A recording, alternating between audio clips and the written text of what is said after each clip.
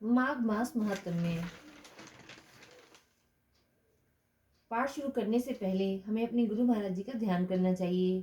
गुरुर् ब्रह्मा गुरुर्विष्णु गुरुर्देवो महेश्वरा, गुरु साक्षात पार ब्रह्म तस्मै श्री गुरुवे नमः। अब गणेश जी महाराज की कथा सुनते हुए हम कथा प्रारंभ करेंगे। बीच बीच में हुंकारा भरते रहें। अपने हाथ में तिल चावल फूल आदि ले लें। बोलिए गणेश जी महाराज की जय। श्री गणेशाय नमः। अथ श्री पद्म पुराणांतर्गत माघ मास महात्म्य। अध्याय 1। नारायणं नमस्कृत्यं नरं चैव नरोत्तमं देवी सरस्वती चैव ततो जयमुदीरयेत्। अर्थात सारे संसार के कर्ता श्री भगवान विष्णु, माता लक्ष्मी और देवी सरस्वती तथा श्री देव गुरु बृहस्पति जी के चरण कमलों में नमस्कार करके मैं इस माघ मास महात्म्य का वर्णन करता हूँ। एक समय श्री सूत जी ने अपने गुरु जी श्री व्यास जी से कहा, ये आदरणीय गुरुदेव, कृपा करके आप मुझसे माघ मास का महात्म्य कहिए, क्योंकि मैं आपका शिष्य हूँ। व्यास जी कहने लगे कि रघुवंश के राजा दिलीप एक समय यज्ञ के स्नान के पश्चात सुंदर वस्त्र पहनकर शिकार की सामग्री से युक्त कवच और शोभायमान आभूषण पहने हुए अपने सिपाहियों से घिरे हुए जंगल में शिकार खेलने के लिए अपने नगर से बाहर निकले। उनके सिपाही जंगल में शिकार के लिए मृग व्याघ्र सिंह आदि जंतुओं की तलाश में इधर उधर फिरने लगे। उस वन में वनस्थली अत्यंत शोभा को प्राप्त हो रही थी।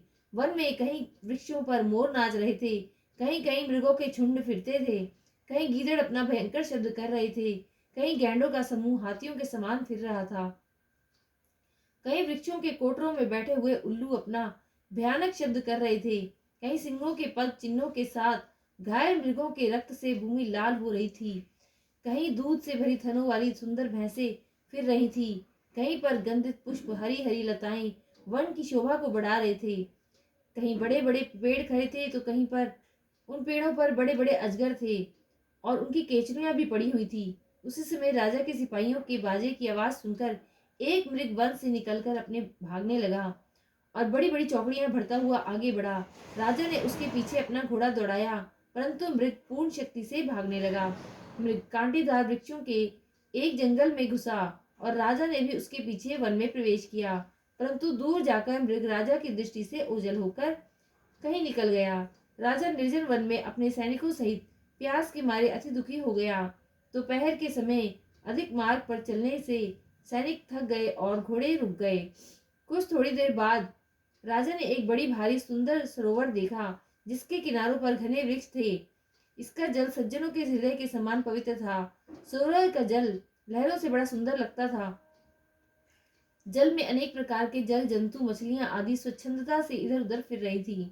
दुष्टों के समान निर्दयी चित्त वाले मगरमच्छ भी थे। कभी किसी जगह लोभी के घर समान सिमार भी पड़ी हुई थी। जैसे विपत्ति में पड़े हुए लोगों के दुखों को हारने वाले दानी पुरुष के समान यह सरोवर अपने जल से सबको सुखी करता था। जैसे मेघ चालक के दुख को हरता है। इस सरोवर को देखकर राजा की थकावट दूर हो गई। रात्रि को राजा ने वहीं विश्राम किया और सैनिक पहरा देने लगे और चारों तरफ फैल गए। रात के अंतिम समय में शूकरों के एक झुंड ने आकर अंतिम समय में पानी पिया और कमल के झुंड के पास आया। तब शिकारियों ने सावधान होकर शूकरों पर आक्रमण किया, उनको मारकर पृथ्वी पर गिरा दिया। उस समय सब शिकारी कोलाहल करते हुए बड़ी प्रसन्नता के साथ राजा के पास गए और बोले कि राजा को प्रभात हुआ देखकर उनके साथ ही अपनी नगरी की ओर चल पड़े। रास्ते में एक तपस्वी को देखा, जिसका शरीर तपस्या और नियम के कारण बिल्कुल सूख गया था, जो मृग छाला और वल्कल पहने हुए था। राजा ने ऐसे घोर तपस्वी को देखकर बड़े आश्चर्य से उनको प्रणाम किया और हाथ जोड़कर खड़ा हो गया। तपस्वी ने राजा को कहा कि हे राजन, इस पुण्य शुभ माघ में इस सरोवर को छोड़कर तुम यहाँ से जाने की इच्छा क्यों रखते हो? तब राजा कहने लगा कि महात्मन, मैं तो माघ मास में स्नान के फल को कुछ भी नहीं जानता। कृपया करके आप विस्तार पूर्वक मुझे बताइए। इति श्री पद्म पुराण अंतर्गत प्रथम अध्याय समाप्त। माघ मास महात्म्य में दूसरा अध्याय। राजा के ऐसे वचन सुनकर तपस्वी कहने लगे कि राजन, भगवान सूर्य बहुत शीघ्र उदय होने वाले हैं, इसलिए यह समय हमारे पास स्नान का है, कथा का नहीं। सो आप स्नान करके अपने घर को जाओ और अपने गुरु श्री वशिष्ठ जी से इस महात्म्य को सुनो। इतना कहकर तपस्वी सरोवर में स्नान के लिए चले गए और राजा भी विधि पूर्वक सरोवर में स्नान करके अपने घर लौटा और रविवास में जाकर तपस्वी की सब कथा रानी को सुनाई। तब सूत जी कहने लगे कि महाराज, राजा ने अपने गुरु वशिष्ठ जी से क्या प्रश्न किया और उन्होंने क्या उत्तर दिया, सो कहिए। व्यास जी कहने लगे, हे सूत जी, राजा दिलीप ने रात्रि को सुख से सोकर प्रातः काल ही अपने गुरु वशिष्ठ के पास जाकर उनके चरणों को छूकर प्रणाम करके नम्रता से पूछा कि गुरु जी, आपने आचार, नीति, राज्य, धर्म तथा चारों वर्णों को, चारों आश्रमों की क्रियाओं, दान और उनके व्रत विधान, यज्ञ और उनकी विधियां, वन, उनकी प्रतिष्ठा तथा भगवान विष्णु की आराधना बतलाई है, परंतु अब मैं आपसे माघ स्नान के महात्म्य को सुनना चाहता हूँ। सो हे तपोधन, नियम पूर्वक इसकी विधि बताइए। गुरु वशिष्ठ जी कहने लगे कि हे राजन, तुमने दोनों लोगों के कल्याणकारी वनवासी तथा गृहिणियों के अंतःकरण को पवित्र करने वाले माघ मास के स्नान का बहुत सुंदर प्रश्न पूछा है। मकर राशि में सूर्य के आने पर माघ मास में स्नान का फल गौ, भूमि, तिल, वस्त्र, स्वर्ण, अन्न, घोड़ा आदि दानों तथा चंद्रायन और ब्रह्मकुर्व व्रत आदि से अधिक होता है। वैशाख तथा कार्तिक के जप, दान, तप और यज्ञ बहुत ही फल देने वाले होते हैं, परंतु माघ मास में इनका फल बहुत अधिक होता है। माघ मास में स्नान करने वाला पुरुष राजा और मुक्ति के मार्ग को जानने वाला होता है। दिव्य दृष्टि वाले महात्माओं ने कहा है कि जो मनुष्य माघ मास में संक्राम या भगवान के निमित्त नियम पूर्वक माघ मास में स्नान करता है, वह अत्यंत फल वाला होता है। उसको शरीर की शुद्धि, प्रीति, ऐश्वर्य तथा चारों प्रकार के फलों की प्राप्ति होती है। अदिति ने 12 वर्ष तक मकर संक्रांति अन्न त्याग कर स्नान किया और तीनों लोकों को उज्जवल करने वाले 12 पुत्र उत्पन्न हुए। माघ मास में स्नान करने से ही रोहिणी, सुभगा, अरुंधति दानशील हुई और इंद्राणी के समान रूपवती होकर प्रसिद्ध हुई। जो माघ मास में स्नान करते हैं तथा देवताओं के पूजन में तत्पर रहते हैं, उनको सुंदर स्थान, हाथी और घोड़ों की सवारी तथा दान को द्रव्य प्राप्त होता है और अतिथियों से उसका घर भरा रहता है। उनके घर में सदा वेद ध्वनि होती रहती है। वह मनुष्य धन्य और है जो माघ मास में स्नान करते हैं, दान देते हैं तथा व्रत और नियमों का पालन करते हैं। दूसरे पुण्यों के क्षीण होने से मनुष्य स्वर्ग से वापस आ जाता है, परंतु जो मनुष्य माघ मास में स्नान करता है वह कभी स्वर्ग से वापस नहीं आता। इससे बढ़कर कोई नियम, तप, दान पवित्र और पाप नाशक नहीं है। भृगु जी ने मणि पर्वत पर विद्याधरों को यह सुनाया था।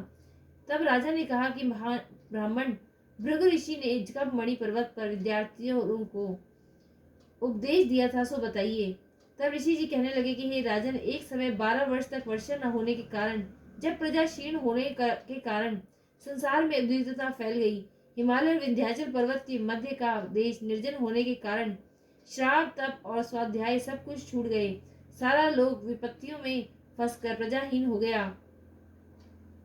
सारा भूमंडल फल और अन्न से रहित हो गया। तब विंध्याचल से नीचे बहते हुए नदी के सुंदर वृक्षों को आच्छादित करते अपने आश्रम से निकलकर भृगु ऋषि अपने शिष्यों सहित हिमालय पर्वत पर गए।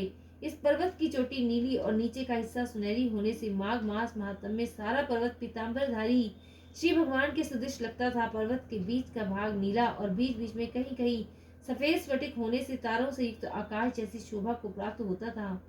रात्रि के समय वह पर्वत दीपों की तरह चपकता हुआ दिव्य औषधियों से पूरित किसी महल की शोभा को प्राप्त होता था। यह पर्वत शिखाओं पर बांसुरी बजाती और सुंदर गीत गाती हुई किन्नरियों तथा केले के पत्तों की पाताओं से अत्यंत शोभा को प्राप्त हो रहा था। यह पर्वत नीलम, पन्ना, पुखराज तथा इसकी छोटी से निकली हुई रंग बिरंगी किरणों से इंद्रधनुष के समान प्रतीत होता था। स्वर्ग आदि सब धातुओं से चमकते हुए रत्नों से चारों ओर फैली हुई अग्नि ज्वाला के समान शोभायमान था। इसकी कंदराओं में काम पीड़ित विद्याधरी अपने पतियों के साथ आकर रमण करती हैं और गुफाओं में ऐसे ऋषि मुनि जिन्होंने संसार के सब क्लेशों को जीत लिया है, रात दिन ब्रह्म का ध्यान करते हैं और कई एक हाथ में रुद्राक्ष की माला लिए हुए शिव की आराधना में लगे हुए हैं। पर्वत के नीचे भागों में जंगली हाथी अपने बच्चों के साथ खेल रहे हैं तथा कस्तूरी वाले रंग बिरंगे मृगों के झुंड इधर उधर भाग रहे हैं। यह पर्वत सदा राजहंस तथा मोरों से भरा रहता है, इसी कारण इसको हेमकुंड कहते हैं। यहाँ पर सदैव ही देवता, गुहाक और अप्सरा निवास करते हैं। इति श्री पद्म पुराण अंतर्गत द्वितीय अध्याय समाप्त।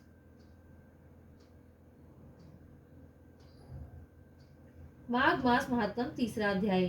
तब राजा दिलीप कहने लगे कि महाराज, यह पर्वत कितना ऊंचा और कितना लंबा चौड़ा है। तब वशिष्ठ जी कहने लगे कि 36 योजन 1 योजन 4 कोस का होता है। ऊपर ऊंचा ऊपर चोटी से 10 योजन चौड़ा और नीचे 16 योजन चौड़ा है, जो हरिचंदन, आम, मदार, देवदारू और अर्जुन के वृक्षों से सुशोभित है। दुर्भिक्ष से दुखी होकर इस सुंदर पर्वत को और फल फूलों से परिपूर्ण देखकर भृगु वहीं रहने लगे और यहाँ पर कन्याओं, वनों और उपवनों में बहुत दिनों तक तप करते रहे। इस प्रकार जब भृगु यहाँ पर अपने आश्रम पर ही रह रहे थे तो एक विद्याधर अपनी पत्नी सहित उतरा। वह अत्यंत दुखी थे। उन्होंने भृगु ऋषि को प्रणाम किया और ऋषि ने बड़े मीठे स्वर में कहा, ये विद्याधर, तुम बड़े दुखी दिखाई देते हो, इसका क्या कारण है?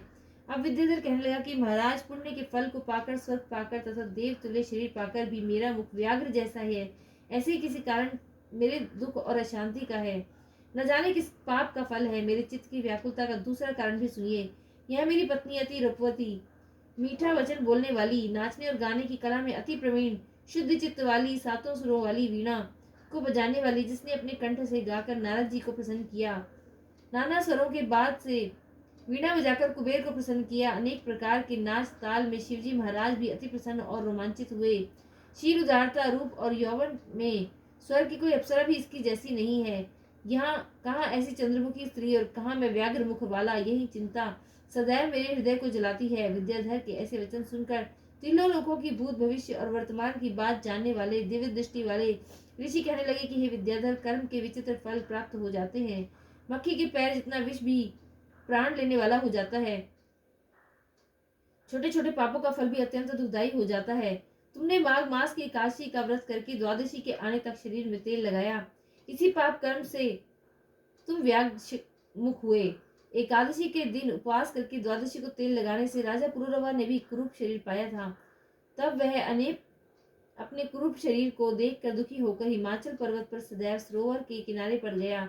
प्रीति पूर्वक स्नान कर कुशा के आसन पर बैठकर भगवान कमल नेत्र वाले पीतांबर पहने, वनमाला धारण किए हुए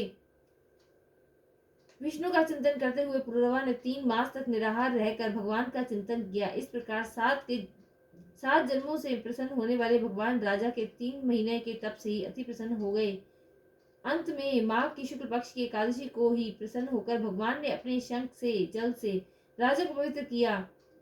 भगवान ने उसके तेल लगाने की बात याद दिलाकर सुंदर देवताओं का स्वरूप दिया, जिसको देखकर उर्वशी भी उसको चाहने लगी और राजा सुकृत होकर अपनी पुरी को चला गया।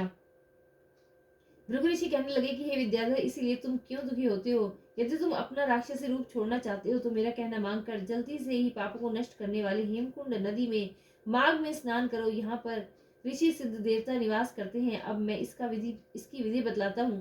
तुम्हारे भाग्य से माघ मास आज से 5वें दिन ही आने वाला है। पौष शुक्ला एकादशी से इस व्रत को प्रारंभ करो। भूमि में सोना, जितेंद्रिय रहकर दिन में 3 समय स्नान करके महीना भर तक की निराहार रहो।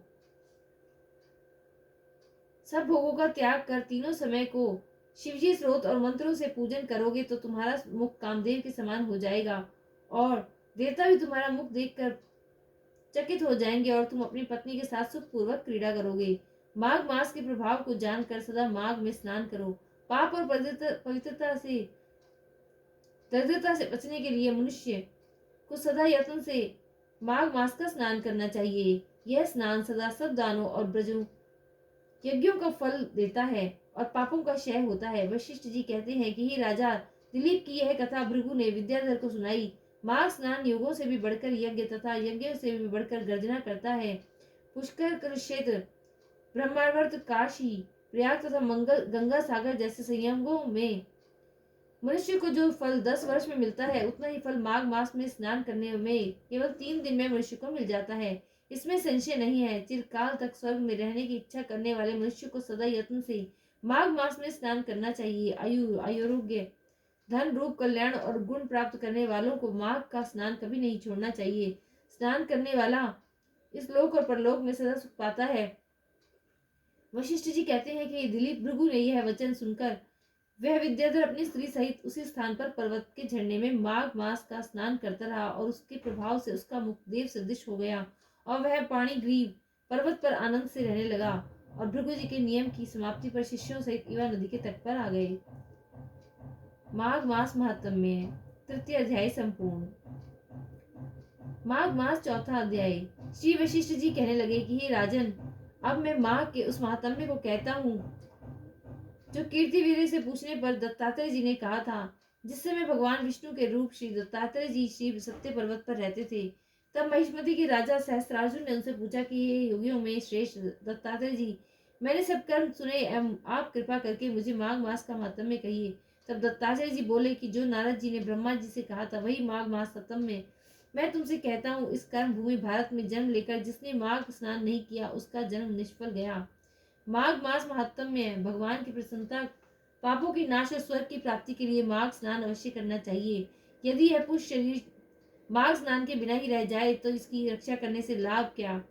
जल में बुलबुले के समान, मक्खी जैसे तुच्छ जंतु के समान यह शरीर माघ स्नान के बिना मरण समान है। विष्णु भगवान की पूजा न करने वाला ब्राह्मण, बिना दक्षिणा के श्राद्ध, ब्राह्मण से रहित क्षेत्र, आचार रहित कुल, ये सब नाश के बराबर हैं। गर्भ से धर्म का, क्रोध से तप का, गुरुजनों की सेवा न करने से स्त्री तथा ब्रह्मचारी बिना जली अग्नि के हवन और बिना साक्षी के मुक्ति का नाश हो जाता है। जीविका के लिए कहने वाली कथा, अपने लिए ही बनाया हुआ भोजन, शुद्ध से भिक्षा लेकर किया हुआ यज्ञ तथा कंजूस का धन, यह सब नाश के कारण है। बिना अभ्यास और आलस्य वाली विद्या, असत्य वाणी, विरोध करने वाला राजा, जीविका के लिए तीर्थ यात्रा, जीविका के लिए व्रत, संदेह युक्त मंत्र का जाप, व्यग्रचित होकर जप करना, वेद न जानने वाले को दान देना, संसार में नास्तिक होकर ग्रहण करना, श्रद्धा बिना धार्मिक क्रिया, यह सब व्यर्थ है। तथा जिस तरह दरिद्री का जीना व्यर्थ है, उसी तरह माघ स्नान के बिना मनुष्य का जीना व्यर्थ है। ब्रह्मघाती, सोना चुराने वाला, मदिरा पीने वाला, गुरु पत्नी गामी तथा इन चारों की संगति करने वाला माघ स्नान से भी पवित्र होता है। जल कहता है कि सूर्योदय से पहले जो मुझसे स्नान करता है उसके बड़े से बड़े पापों को मैं नष्ट करता हूँ। महापातक भी स्नान करने से भस्म हो जाते हैं। माघ स्नान के का जब समय आता है तो सब पाप अपने नाश के भय से कांप जाते हैं। जैसे मेघों से युक्त होकर चंद्रमा प्रकाश करता है, वैसे ही श्रेष्ठ मनुष्य माघ में स्नान करके प्रकाशमान होते हैं। काया वाचा मनसा से घिरे हुए छोटे या बड़े, नदी नए या पुराने सभी प्रकार के पाप नष्ट हो जाते हैं। आलस्य में बिना जाने जो पाप किए जाते हो वह भी नाश हो जाते हैं। जिस तरह जन्म जन्मांतर के अभ्यास से आध्यात्मिक ज्ञान की प्राप्ति होती है, उसी तरह जन्म जन्मांतर अभ्यास से माघ स्नान में मनुष्य की रुचि होती है। यह पवित्र को पवित्र करने वाला बड़ा तप और संसार रूपी कीचड़ को धोने वाली पवित्र वस्तु है। ही राजन, जो मनवांछित फल को देने वाला माघ माघ स्नान नहीं करता, वह सूर्य चंद्र के समान भोगों को कैसे भोग सकता है। इति श्री पद्म पुराण चतुर्थ अध्याय समाप्त। बोले विष्णु भगवान की जय, लक्ष्मी माता की जय। माघ मास महात्म्य में 5वां अध्याय। श्री दत्तात्रेय जी कहते हैं कि हे राजन, एक प्राचीन वृत्तांत सुनाता हूँ। भृगुवंश में ऋषिका नाम की एक विधवा ब्राह्मणी थी, जो बाल्यकाल में ही विधवा हो गई थी। वह रेवा नदी के किनारे विंध्य पर्वत के नीचे तपस्या करने लगी। वह जितेंद्रिय, सत्यवक्ता, सुशील, दानशील तथा तप करके देह को सुखाने वाली थी। वह अग्नि में आहुति देकर उच्च वृत्ति द्वारा छठे काल में भोजन करती थी। वह वलकल धारण करती थी और संतोष में से अपने जीवन को व्यतीत करती थी। उसने रेवा और कपिल नदी के संगम में 60 वर्ष तक माघ स्नान किया और यहाँ पर ही मृत्यु लोक को प्राप्त हो गई। माघ स्नान के फल से वह दिव्य 4000 वर्ष तक विष्णु लोक में वास करके सुंदर और उनसुद दैत्यों का नाश करने के लिए ब्रह्मा द्वारा तिलोत्तमा नाम की अप्सरा ब्रह्मलोक से उत्पन्न हुई। वह अत्यंत रूपवती, ज्ञान विद्या में अति प्रवीण और मुकुट कुंडल से शोभायमान थी। उसका रूप, यौवन और सौंदर्य देखकर ब्रह्मा भी चकित हो गए। वह कुमारी तिलोत्तमा रेवा नदी के पवित्र जल में स्नान करके वन में बैठी थी। तब सुंद और उपसुंद के सैनिकों ने चंद्रमा के समान रूपवती को देखकर अपने राजा सुंद और उपसुंद से उसके रूप की शोभा का वर्णन किया और कहने लगे कि कामदेव को भी लज्जित करने वाली ऐसी परम सुंदरी स्त्री को अभी हमने कभी नहीं देखी। आप भी चलकर देखें। तब वे दोनों मदिरा के पात्र रख कर वहां पर आए जहां पर वह सुंदर स्त्री बैठी हुई थी, और मदिरा के पान से विवल होकर काम पीड़ित से हुए और दोनों ही आपस में उस स्त्री को पाने के लिए विवादग्रस्त हुए और फिर दोनों आपस में युद्ध करते हुए वहीं समाप्त भी हो गए।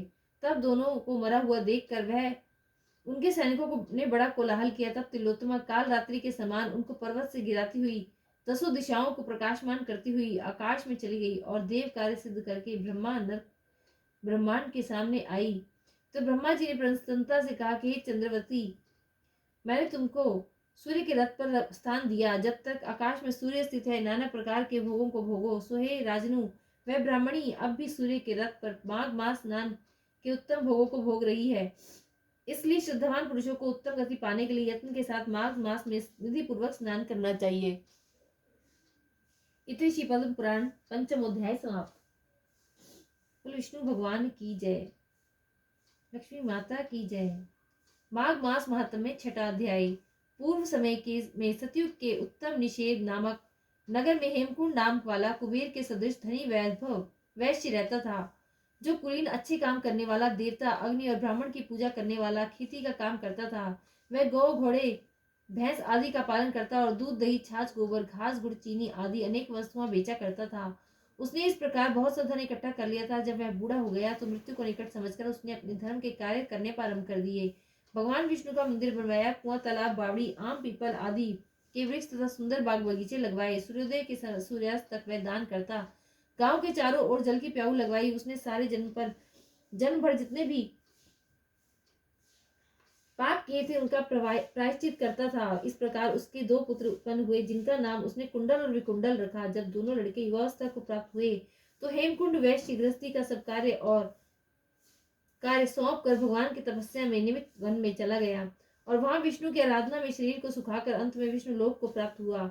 उसके दोनों पुत्र लक्ष्मी के मत को प्राप्त होकर बुरे कर्मों में लग गए। वैश्य गामी वीणा और बाजे आदि लेकर वैश्याओं के साथ गाते फिरते थे। अच्छे सुंदर वस्त्र पहनकर सुगंधित तेल आदि लगाकर भांड और खुश मदियों से घिरे हुए हाथी की सवारी करते थे और सुंदर घरों में रहते थे। इस प्रकार ऊपर बोए बीज से सदृश वह अपने धन को बुरे कर्मों से नष्ट करते थे।